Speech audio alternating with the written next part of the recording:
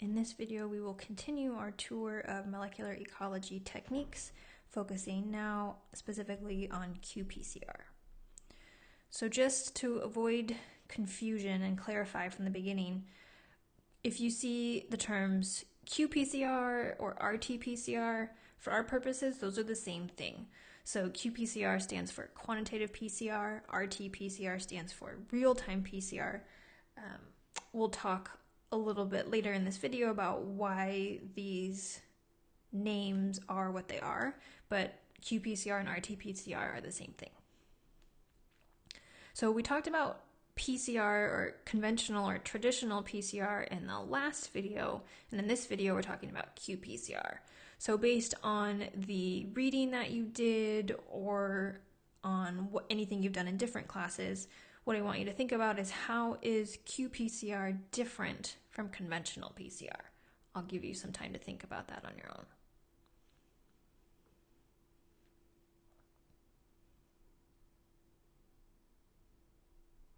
Okay, so the main difference is that qPCR, remember that Q stands for quantitative. qPCR can tell you how much DNA or RNA from a particular genomic region is present. So we're still focusing on one particular genomic region, but now instead of just looking at the sequence of the DNA like we did with that combination of PCR and Sanger sequencing, now we're also with qPCR able to determine roughly how much DNA or RNA from that one region is present. And that's useful for many applications in molecular ecology. One of them, if you're talking about DNA in particular, is an example that actually a master's student in my lab, Jason Peters, is doing right now for his thesis. So what he's using qPCR for is to measure something called environmental DNA, or that's also called eDNA. That's something we'll talk about later this semester. But basically you can take water samples from a stream or creek and determine whether there are particular organisms, particular species there. He's interested in Chinook salmon in particular. You can use environmental DNA to figure out whether that species is there or not. All organisms shed their DNA into their environment, and so you can actually use environmental DNA in combination with qPCR to help you figure out, for instance, if in different streams there are different amounts of juvenile salmon there. So what I have here on the right is a picture of hypothetical qPCR results. So on the x-axis here we have the cycle number. So remember, just like with conventional PCR, what you're doing is through a bunch of different cycles or a bunch of different times, you're amplifying that target region. So the different cycle just means the higher number of cycles, the longer the PCR has been going, the more it's been amplifying. And then this red line here is called the threshold. And basically, I'm not going to go into all of the details, and you don't need to know all the details of how qPCR itself works.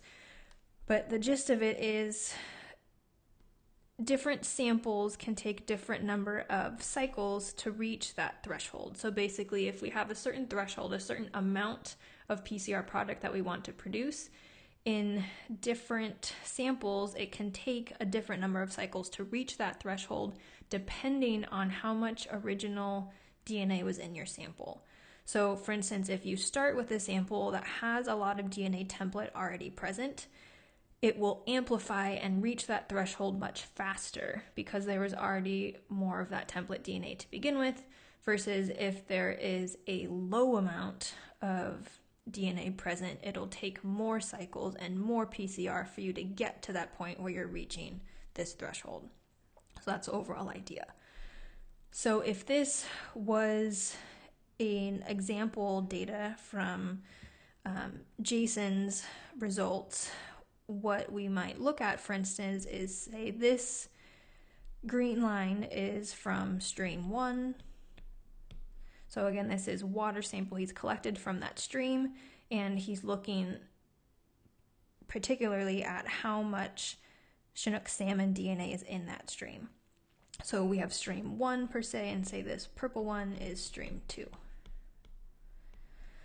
So based on the fact here that stream 1 reaches that threshold after only 10 cycles, whereas stream 2 takes about 20 cycles to reach that threshold, based on what I said before, which one of those streams has more salmon in it? Right, so stream 1 has more DNA, and so therefore we're assuming more salmon. And again, the reason for that is because it only took 10 cycles for that stream 1 sample to reach this threshold. That means that there was more template DNA to begin with. If there's more template DNA, there's more DNA for the primers to attach to, and so it won't take as long to reach that threshold amount. So you'll see another question similar to this in the quiz for this week.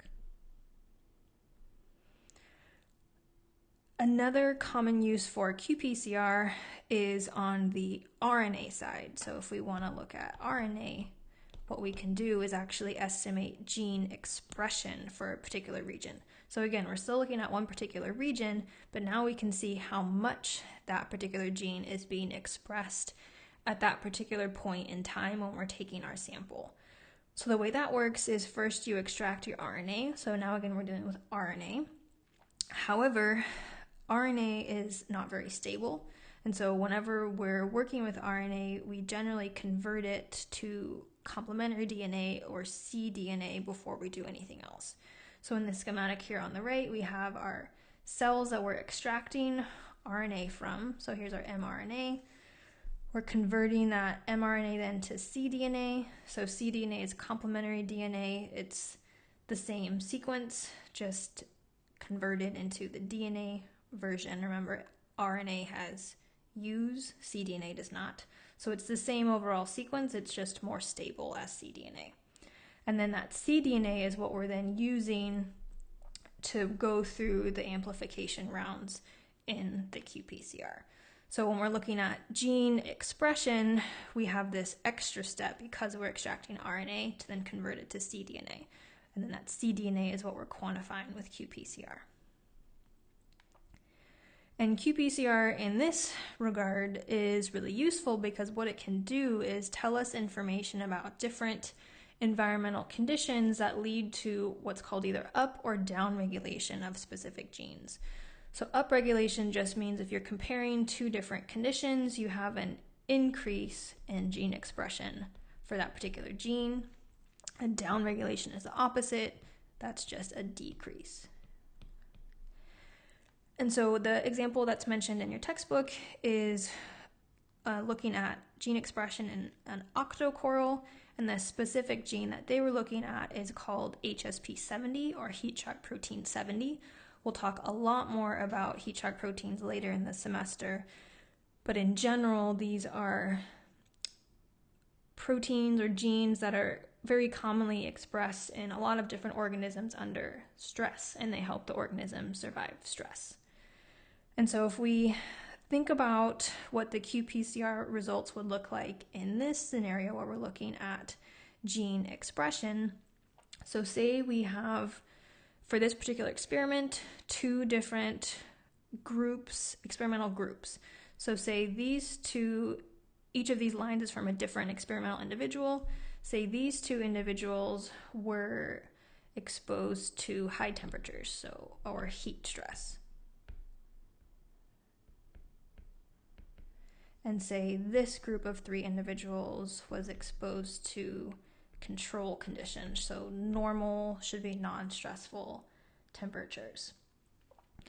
So if we're amplifying this particular region of HSP70, and this data now is showing us how much that gene was expressed in these two different groups, high temperature versus control, which of those two groups is expressing more HSP70?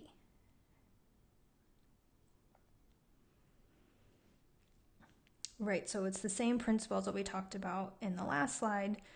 if the high temperature individuals are reaching that threshold after only 10 cycles and the control individuals are reaching that threshold after 20 cycles, so twice as many cycles, we would say that these high temperature individuals show higher HSP70 expression. And that's not surprising, that's what we would expect.